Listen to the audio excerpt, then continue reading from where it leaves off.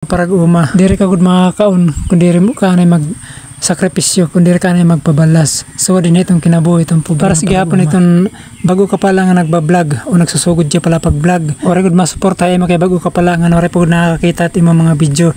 Labi na gud yun diri pa maupay imong mga video di ka pa mahara maghimo itong mga video nga mapatok o gaganahan itong mga viewers. Labi na gud niya nga tanan niya nagamit itong cellphone nagba-vlog na. Haros nga tanan na nagba-vlog din sa Facebook. Kumbaga damo na gud itong pagpipilian o pagkikitan mo kung mag-scroll ka mga newsfeed. Damo na gud itong pagpipilian yung mga video. So paano kung di ka pa mahara maghimong video kung marot pa ito yung video. So i-scroll ito at mga viewers. Ako di rin ako baguhan din sa Facebook ang pagba-vlog kay 2023 pa ako nag-umpisa, nag-start.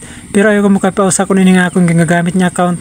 Guti pala na akong followers so haros nga tanan mga friend ko pala tungod manggod kay ano una ko nga Facebook account o page ay na-disable po ni Facebook. Mabot di ako 1 year bago ako ma-monetize, bago ako na-monetize ang in-stream ads nga ng subscription, bonuses, stars, tapos ads on reel. So nagkamay na ako itong tanan niya tools, pero ang problema kay na-disable.